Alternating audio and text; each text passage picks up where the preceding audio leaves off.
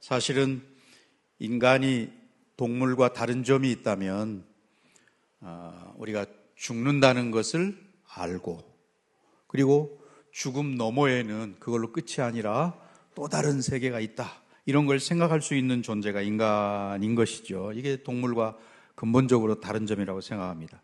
그런데 무신론자들은 죽으면 끝이다, 그렇게 생각합니다. 죽음 이후에는 아무것도 없다, 이렇게 말하죠. 또는 불교나 힌두교에서는 윤회론이라고 그러죠.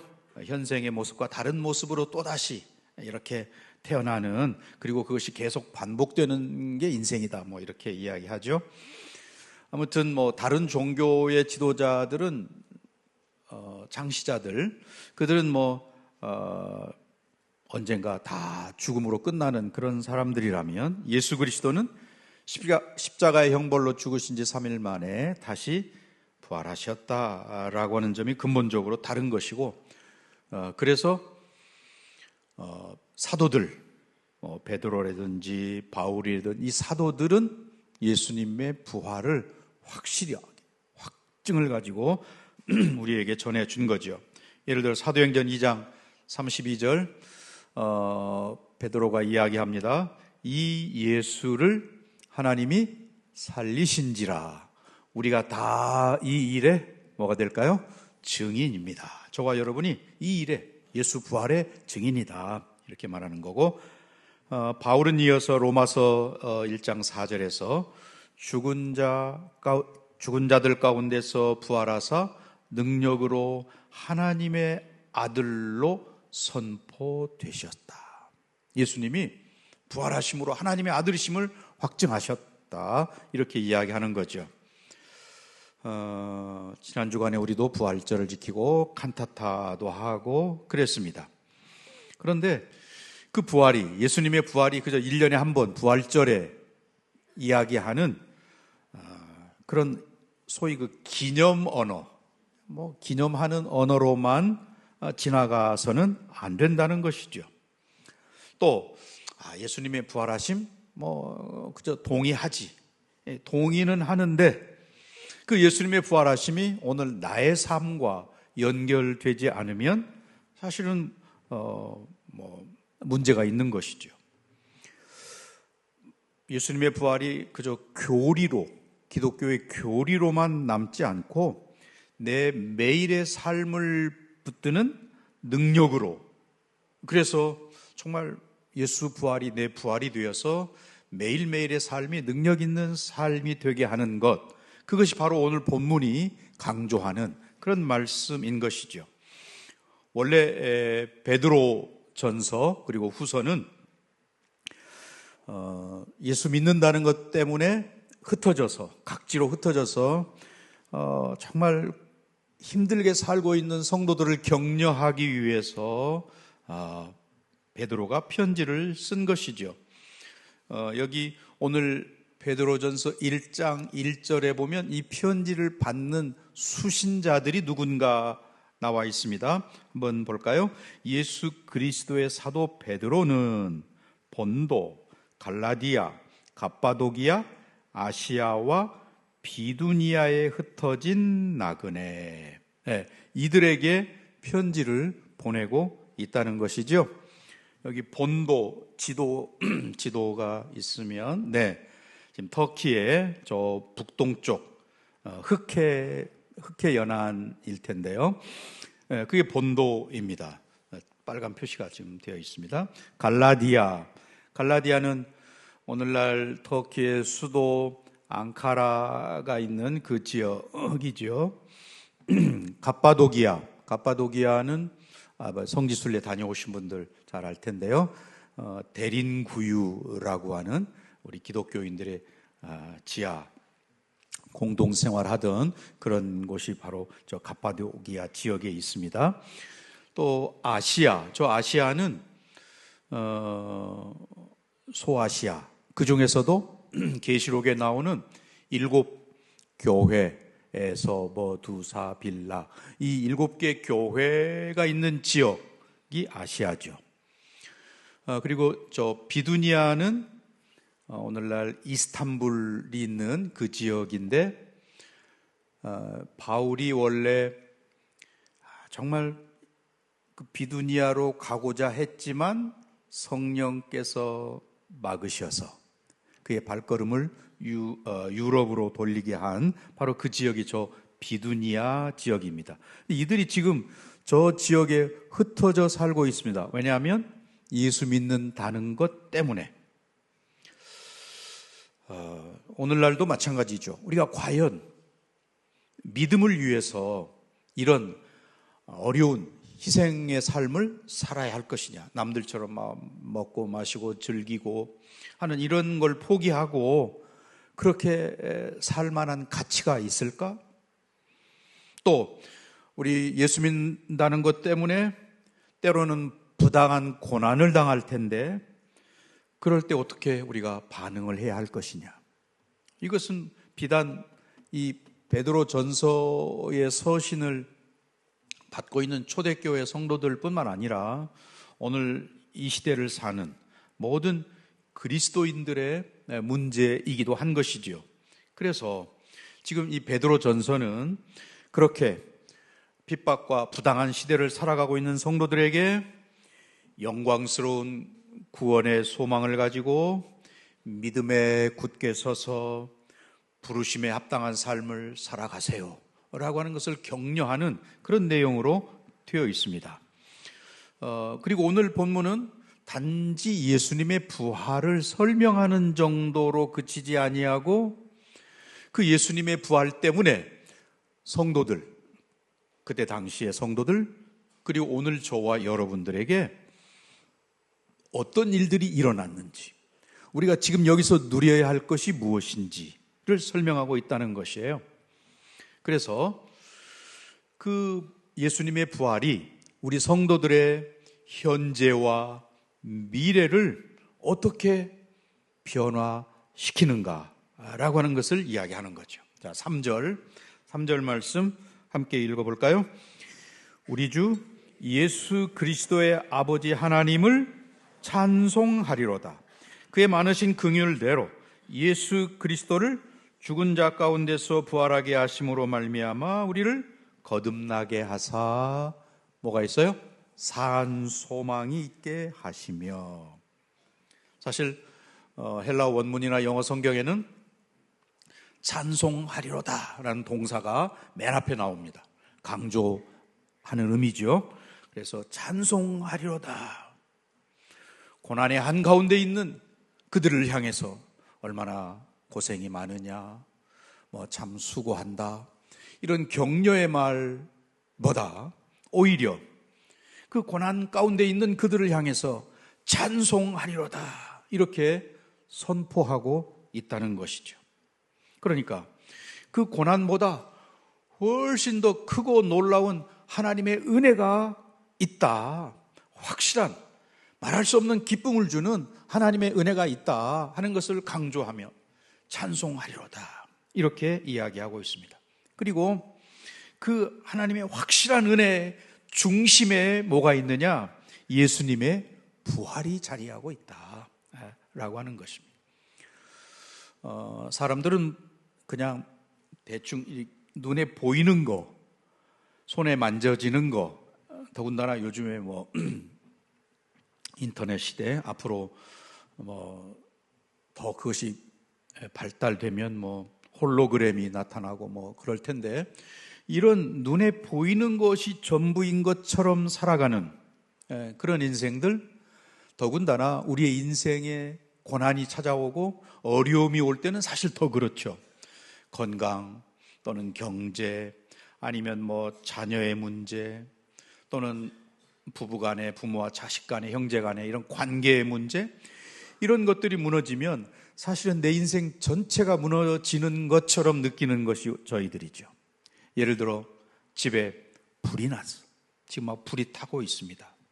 그러면 내 재산이 날아가고 내 삶의 터전이 없어지고 하는 그런 상황, 절망하기도 하고 정말 아무것도 이제 남은 게 없구나 그런 생각이 들겠지요.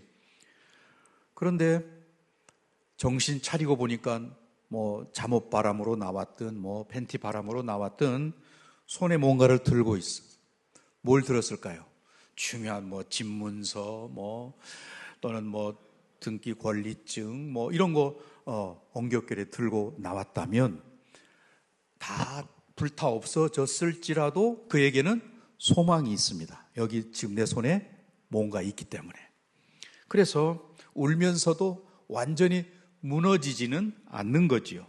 뭐 당장 손에는 있겠지만 다시 시작할 수 있는 중요한 뭔가가 지금 내 손에 있다. 그런 말이죠.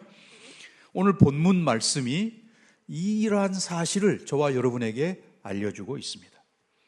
성도의 삶에도 불같은 시련이 있고 또는 뭐 정말 고향을 떠날 수밖에 없는 그런 어려움이 있고 잠깐 근심이 되는 이런 현실이 우리에게도 찾아올 수 있습니다.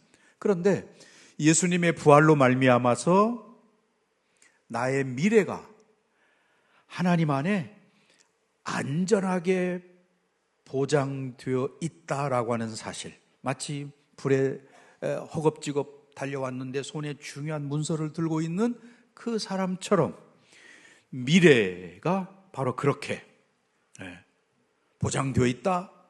한 걸음 더 나아가서 지금 여기 현실 가운데서도 하나님의 능력으로 보호받고 있다. 이게 지금 베드로 사도가 그 고난 가운데 있는 성도들에게 주는 오늘 본문의 말씀이거든요. 이것은 오늘 저와 여러분에게도 해당되는 말씀이기도 한 것이죠. 세 가지로 나누어서 말씀을 하려고 해요. 자, 3절에 다시 보시면 3절 맨 마지막에 우리를 거듭나게 하사 뭐가 있게 하셔요? 산 소망이 있다. 예수님의 부활로 말미암아서 저와 여러분이 누리는 첫 번째가 뭐냐? 산 소망이라고 이야기합니다. 산 소망, 살아있는 그런 소망이라는 거예요. 그 소망을 이야기할 때에 3절에 찬송하리로다 그의 많으신 긍휼대로. 베드로 사도는 산소망을 이야기할 때 그 산소망 앞에 뭘 이야기하냐면 하나님의 긍휼하심, 그걸 이야기해요. 이 부활의 산소망이 어떤 내 의지나 내 노력이나 내 뭐 결심으로 되어지는 게 아니고 하나님의 많은 풍성한 긍휼하심에서 시작되었다. 그리고 그 하나님의 그 풍성한 긍휼하심은 예수 그리스도를 죽은 자 가운데서 살리신 그 부활하심으로 확연히 드러난 거다. 예수님의 부활하심 속에서 우리는 하나님의 긍휼하심을 발견하게 된다라는 거죠. 그래서 그 결과 하나님이 저와 여러분을 거듭나게 하셨고 우리에게 산 소망을 주셨습니다 라는 것이죠. 세상 사람들도 뭐 희망을 노래하라 뭐 그런 뭐 시도 있고 책도 있고 그렇습니다. 세상 사람들도 희망을 가지고 사는 거죠. 어떤 일이 잘 풀려지기를 바라는 그런 기대가 있습니다. 또는 뭐 우리 결혼해야 할 청년 자매들은 어느 날 갑자기 백마탄 뭐 기사가 나타나기를 바라는 그런 소망도 있을 수 있죠. 또 뭐 지금은 힘들지만 시간이 지나면 나아질 거야, 좀 더 나아질 거야 라고 하는 그런 기대와 희망을 가지고 살아갑니다. 그런데 그것은 때로 기대처럼 되지 않기도 하고 상황에 따라 변동되기도 하고 그런 것이죠. 흔들린단 말입니다. 잘 풀리면 기쁘지만 그렇지 않으면 좀 뭐 다운되기도 하고, 건강이 좋으면 마음이 밝기도 하고, 그런데 건강이 나빠지면 우울하기도 하고 뭐 힘들고, 이런 여러 가지 세상이 말하는 희망, 소망은 상황과 연결되어 있는 거죠. 상황이 어떠하냐에 달려 있습니다. 그런데 베드로가 말하는 산 소망은 살아계신 부활하신 예수님께 연결되어 있다는 사실. 예수님이 살아계시기 때문에 저와 여러분의 소망도 세상 사람들의 희망이나 기대와 다르게 살아있는 산 소망이 된다, 이렇게 말합니다. 예수님이 무덤에만 계시다면 이 소망이 아마 그렇게 갇혀 있을 거예요. 그런데 예수님께서 부활하심으로 우리에게 살아있는 소망, 산 소망을 갖게 되었다라는 것입니다. 죽음으로 끝나는 게 아니라는 거예요. 그래서 이제 저와 여러분에게 이 예수님의 부활은 그냥 부활하셨대, 교리적인 또는 과거의 사건으로 끝나는 게 아니고 내게 있는 현실을 새롭게 해석할 수 있는 그런 힘이 되는 거죠. 예수님의 부활하심이 내 삶을, 내 인생을 또는 내가 당하는 고난을 새롭게 재해석할 수 있는 그런 힘이 된다는 거예요. 과거에는 경험이 혹은 현실이 또는 내가 가지고 있는 것이 나를 규정하고 나의 정체성을 만들어내는 것이 전부였습니다. 그런데 예수를 만난, 특별히 부활하신 예수님을 경험한 저와 여러분은 이제는 그런 것들이 나의 정체성을 만들고 내가 어떠하냐를 규정짓는 게 아니고 예수님, 살아계신 예수님이 너의 구원이 보장되어 있다, 너에게는 산 소망이 있다, 너는 하나님의 보호하심 아래에 있는 하나님의 자녀야, 이렇게 새롭게 나를 규정하는 그런 힘이, 원동력이 되었다는 말입니다. 이제는 달라진 삶의 모습이, 과거에는 그저 세상 사람과 똑같이 내 손 안에 있는 것, 내가 움켜쥔 것, 내가 누리고 있는 것, 이런 것들이 내 미래를 결정짓는 것처럼 그렇게 생각되었습니다. 그런데 이제는 부활하신 주님이 내 미래를 붙들고 계시는구나, 하나님께서 예수 안에서 내 확실한 미래를 보증하고 계시는구나. 우리는 그래서 성도들은 세상 사람들처럼 현실에 매여서 현실의 포로로 살아가지 않는다.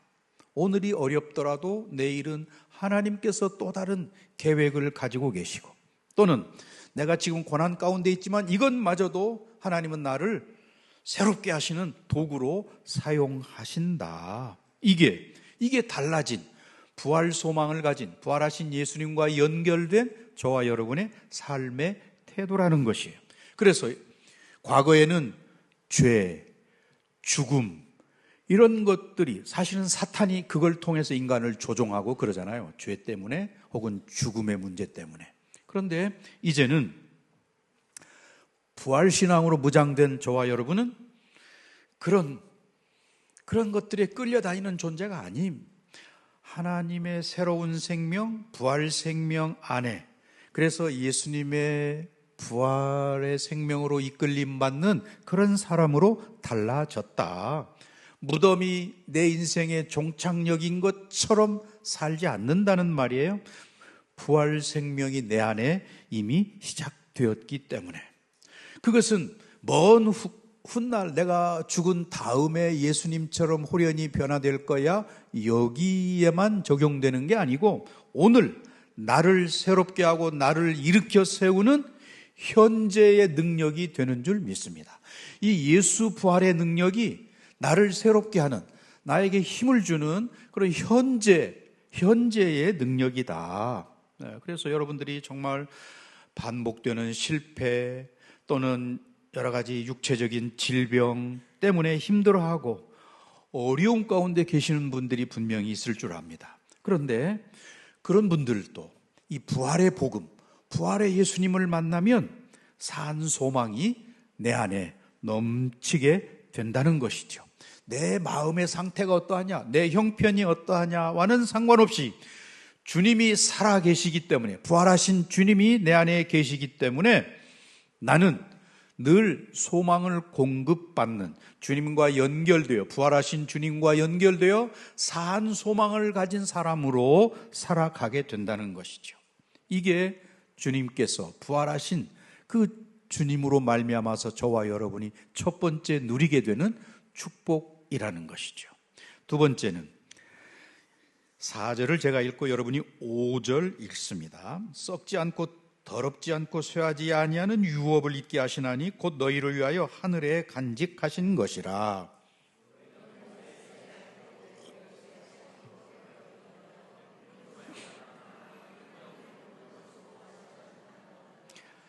(4절과 5절에서) 우리 성도들의, 지금 이 편지를 받고 있는 성도들의 형편이 여러분 상상이 되시죠? 예수 믿는다는 것 때문에 각지로 흩어지고 산속으로 또는 땅속으로 들어가 살고 있는 그 사람들에게 쓰는 편지예요.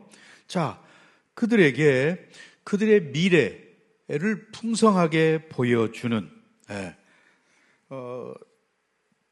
4절에 보시면 유업을 잊게 하시나니 그랬어요. 유업이라는 말은 상속 재산 아니면 유산, 그런 말이죠. 기업이 있다는 말이에요. 하나님께서 자기 백성들에게 주시기로 정하신 몫이 있다는 거예요. 저와 여러분 각자에게 주실 몫이 있는데 그냥 빈손이 아니고, 또는 이 땅에서 부모님이 자식에게 물려주는 그런 게 아니고, 그것과는 질적으로 다른 유업. 그런데 그 유업은 4절 처음에 보니까 썩지 않고 더럽혀지지 않고 또는 쇠하지 않는, 즉 시들지 않는 그런 것이라는 거예요. 세상에서 우리가 소중히 여기는 것들은 다 흔들리는 것들이죠. 돈, 그것도 가치가 시대에 따라 변하기도 하고, 건강은 나이가 들어감에 따라 점점 약해지기도 하고, 또 명예도 한때 명예를 누렸지만 시간이 지나면 그것도 퇴색되기도 하고, 오늘 붙잡고 있는 이것도 내일은 어떻게 될지 모르는 그런 것이 현재 우리가 가지고 있는 것들이지요.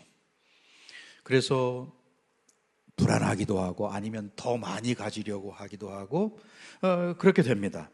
땅의 것을 중심으로 살면 늘 그런 거죠. 그런데 오늘 하나님께서 우리에게 말씀하시는, 하나님이 주시는 유업, 그것은 썩지도 않는다고 말합니다. 또 죄로 인해서 더럽혀지지도 않는 것이고, 시간에 따라 닳아 없어지는 것도 아니고, 이것은 무엇보다 하늘에 간직된 것이라고 4절 마지막에 그렇게 되어 있습니다. 하나님의 신실하심 안에 보관되어 있다는 것이 더 소중한 일이죠. 정말 하나님의 마련하신 기업은 우리 각자에게 그냥 맡겨서 네가 알아서 해가 아니고 하나님의 그 신실하심 안에 보관되어져 있다. 그래서 5절은 마지막에 보시면 너희는 말세에 나타나기로 예비하신 구원을 얻기 위하여 믿음으로 말미암아, 그 다음에 하나님의 능력으로 어떻게 해요? 보호하심을 받았느니라. 아멘. 놀라운 말씀이죠. 우리는 하나님께서 천국 준비하셨는데 그 준비하신 천국에 가기까지는 내가 알아서 내 믿음으로 잘 버티고 견디고 해야 하겠지, 이런 생각. 내 믿음으로 그걸 버텨내야 가능하겠지, 이렇게 생각하는데, 그런데 본문이 사실 강조하는, 여기서 강조하는 5절의 강조점은 어디에 있냐면 하나님의 능력으로 보호하신다, 여기에 강조점이 있습니다. 믿음으로 붙들어 주시고 믿음으로 살고자 하는 저와 여러분을 하나님의 능력으로 지켜주시고, 그래서 하나님께서 끝까지 택한 백성들을 끝까지 이끌어 가신다. 거듭난 백성이 되어서 이 땅에서 점점점 성화의 과정을 거쳐서 영화롭게 될 때까지 하나님이 이끌어 가신다. 성도의 견인이라고 우리가 그렇게 말하죠. 내가 결심이 분명하기 때문에 하나님이 나를 보호하신다? 아니죠.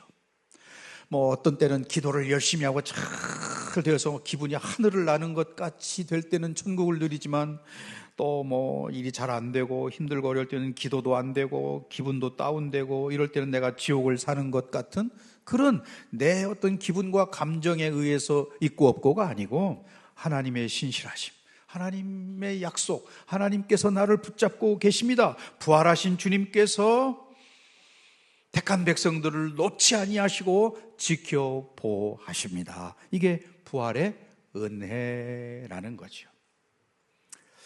그래서 이 예수님의 부활하심이 내 미래 장래만 밝게 해주는 게 아니고 오늘 현실을 사는 저와 여러분, 베드로의 편지를 받는 초대교회 성도들 포함해서 오늘 저와 여러분 안에 있는 불안함 또는 조급함, 이런 것들을 잠재우는 사건이 예수님의 부활 사건 때문에 가능하게 되었다, 그런 말이죠. 내 힘으로 내일을, 모레를, 미래를 만들어가는 그런 사람이 아니고 부활하신 주님으로부터 보호함을 받고, 그래서 그 부활의 능력으로 내일을 설계하고 이끌어가는 사람, 그런 말이에요. 이제 우리는 4절과 5절 말씀을 통해서 유업이 있는데 하나님의 능력으로 나를 보호하시는구나, 이것까지 알게 됩니다. 처음에 산 소망이라고 3절에서 말씀을 드렸어요. 4절과 5절에서는 유업이 있고 하나님의 보호하심이 있다, 이런 모든 것들이 어디서 왔느냐? 예수님의 부활 때문에 내게 이루어진 일이라고 지금 이야기하고 있는 거죠. 세 번째로, 이제 제가 6절을 읽고 여러분이 7절을 읽으십니다. 그러므로 너희가 이제 여러 가지 시험으로 말미암아 잠깐 근심하게 되지 않을 수 없으나 오히려 크게 기뻐하는도다.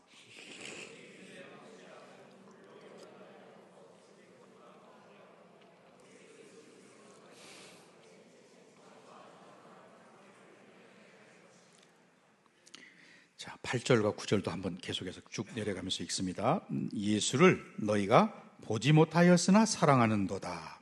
이제도 보지 못하나 믿고 말할 수 없는 영광스러운 즐거움으로 기뻐하니 믿음의 결국 곧 영혼의 구원을 받음이라. 아멘. 네, 지금 베드로는 그 성도들의 현실을 아주 적나라하게 이렇게 표현하고 있는, 내가 너희들을 모른다가 아니고 너희들의 현실을 정확하게 알고 있다, 이렇게 말하는 거예요. 시험도 알고 그들의 근심거리도 알고 또 정말 도망다니고 피하고 어려움 가운데 살고, 심지어는 그 대림구유 같은 데 지하 땅굴 속에서 할아버지 세대, 아버지 세대, 자녀, 손들의 세대가 함께 햇볕 한번 보지 못하고 7, 80년을 그 지하 동굴에서, 지하 땅속에서 살아가야 하는 그런 현실을 안다. 그런데 그것도 영혼의 관점에서 보면 잠깐일 뿐이야. 지금 당장 고난을 겪고 있는 그들에게 그 시험과 어려움은 가벼운 문제가 아니죠. 정말 마음이 무너질 것 같고, 또 왜 우리에게 이런 고통이, 고난이 찾아오면 예수님 언제 오시렵니까? 정말 그렇게 묻게 되는 그런 시간이죠. 믿음이 있다고 해서 이 현실의 고난이 감각적으로 느껴지지 않는다는 말이 아닙니다. 우리 성도들도 똑같이 아프기도 하고 두렵기도 하고 또 때로는 흔들리기도 하고 그럴 수 있습니다. 그런데 베드로는 지금 6절 마지막에 오히려 크게 기뻐하는도다 라고 말합니다. 그 고난을 모르지 않는 베드로가 이야기하는 거예요. 그 고난, 어려움 있는 거 기뻐할 일이야, 이렇게 말하고 있습니다. 어떻게 이게 가능할까요? 예수님의 부활 때문에 그러하다라는 것입니다. 예수님의 부활하심이 지금 현실의 고난을 즉각적으로 제거해 주지는 않지만 그 고난을 통과하고 있는 우리에게 새로운 관점을, 새로운 의미를 부여하고 있다, 그런 의미입니다. 이전에는 그 고난, 고통, 도망다니는 거, 이것은 정말 내 인생이 다 끝났어, 파멸이야, 이렇게 생각되는 것처럼 보였습니다. 그런데 이제 부활의 주님을 믿고 그 부활의 주님을 의지하는 나에게는 그 고난이 하나님께서 믿음을 연단하는 자리야, 이렇게 해석이 된다는 거예요. 시험이 나를 불태우고 없어지게 만드는 것이 아니라 내 믿음을 더 순전하게 만드는 연단의 불이 되었다. 지금 베드로는 금을 예로 들고 있잖아요. 네. 7절에서 그 이야기입니다. 금이 뜨거운 불 속을 지나면 더 순수해지죠. 더 불순물이 제거되어서 순도가 높은 99.999 뭐 이런 금이 되는 거잖아요. 믿음도 편안할 때보다는 시련 속에서, 고난 속에서 그 신앙의 진가가 드러난다. 평안할 때는 내가 뭘 의지하고 있는지, 하나님을 제대로 믿는지 잘 표시가 안 나는데, 삶의 자리가 흔들리고 고난이 오고 어렵게 되니까 내가 지금까지 뭘 붙잡고 있었는지, 내 신앙이 어느 정도인지, 이런 것들이 드러나게 된다는 거예요. 인간의 한계가 드러나고 내가 아무것도 아니구나, 내 지혜가 보잘것없는 거구나, 하나님의 지혜에 비하면 반딧불만도 못한 거구나, 이런 것들을 알게 돼요. 그래서 더 주님을 붙들게 된다, 그런 말이죠. 우리도 아프면 아프다고, 눈물이 나면 눈물이 난다고 이야기하는 거죠. 그런데 우리의 그런 시련은 아무 의미 없는 게 아니고, 이제 주님을 더 사랑하는 자리로 우리를 이끌어 간다. 부활의 주님 안에서 이렇게 연단도 기쁨으로 바뀌게 된다. 그래서 베드로는 지금 이렇게 이야기합니다. 8절에 예수를 너희가 보지 못하였으나 사랑하는도다. 예수님을 눈으로 본 사람들이 아닙니다. 베드로는 물론 보았죠.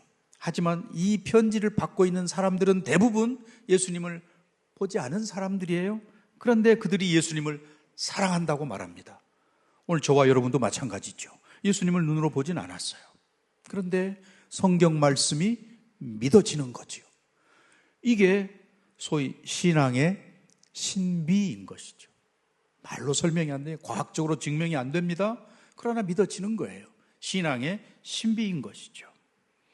부활하신 주님을 우리가 믿는 거죠. 예수 부활하셨습니다. 믿어지는 거죠. 그래서 그것이 믿어지는 사람들은 예수님을 사랑한다는 거예요. 그 결과가 무엇입니까? 그렇게 사랑하는 사람들은 8절 마지막에 말할 수 없는 영광스러운 즐거움으로 기뻐한다. 이 기뻐한다는 것은 세상이 말하는 기쁨과는 다른 거예요. 뭐 일이 잘 풀리고 계획대로 되어지고 이후에 기뻐하는 거, 이건 세상 사람도 할 수 있는 일입니다. 그런데 여기서의 기쁨은 부활의 주님과 연결된 기쁨, 그 부활의 주님 때문에 내 안에 산 소망이 있게 되어서 나타나는 기쁨이라는 것이죠. 눈물을 흘리면서도 내 내면 깊은 곳에서는 그 눈물 아래로는 하나님께 속했다라고 하는 기쁨, 또 하나님이 나의 아버지시오, 예수님이 나를 위해서 십자가에 죽으셨지, 그리고 부활하셨지, 이런 것들을 믿는 내면에 면면이 흐르고 있는 기쁨이라는 거예요. 자, 그래서 9절은 믿음의 결국 곧 영혼의 구원을 받습니다. 믿음의 목적지는 영원한 구원이라는 사실입니다. 그러니까 지금 힘들고 어렵고 거칠고 낙심 가운데 있고 할 때에 내 인생을 그런 관점에서 해석하는 게 아니고, 오늘 부활의 주님, 나를 완성된 모습으로 이끌어 가실 그 주님을 바라보면서 우리가 해석을 하는 거죠. 부활은 저와 여러분에게 산 소망을 주셨다고 말씀을 드렸어요. 썩지 않는 기업이 있고 하나님의 보호하심을 확증한다고 말씀을 드렸습니다. 또 그 예수님의 부활 때문에 우리는 시련 가운데서도 기쁨을 잃지 않고 마침내 구원의 완성을 바라보는 사람이라고 말씀을 드렸습니다. 지금도 살아계신 주님과 동행한다면 바로 그 부활의 능력이 저와 여러분 안에 있게 되는 것이죠. 그래서 이제부터 저와 여러분은 산 소망 가운데 살아가야 하는 것이죠. 낙심의 자리에 머물러 있지 아니하고 부활의 주님이 내게 주시는 그런 산 소망을 가지고 힘있게 살아가는 여러분 되시기 바랍니다.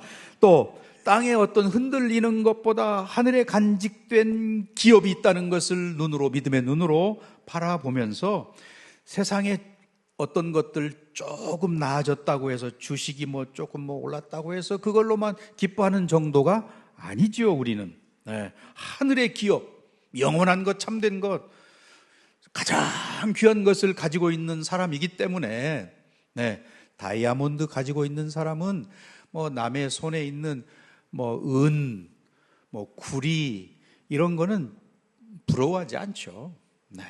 저와 여러분 그런 사람들입니다. 또 우리는 시험 가운데 고난 가운데서도 하나님의 손을 신뢰하는 사람으로 살아가야 된다는 것입니다. 자, 이제 결론의 말씀을 맺고자 합니다. 성도의 안전은 내가 강할 때 있는 게 아니라는 거, 부활하신 예수님의 생명이 내 안에 있을 때 나는 강한 사람이 되는 거예요. 예수께서 살아나셨기 때문에 내 소망도 살아있게 되는 거죠. 예수님께서 살아나셨기 때문에 나의 미래도 안전하다. 예수님 부활하신 주님이시기 때문에 내가 때로 흘리는 눈물도 이거 헛되지 않는다. 끝내 구원의 완성의 자리에까지 이르게 된다. 이런 것을 분명하게 믿고 오늘 또 흔들리지 않는 그런 부활의 주님을 소망하고 그 부활의 주님을 마음 중심에 모시고 살아가는 우리 모두가 되시기를 주님의 이름으로 간절히 축원합니다.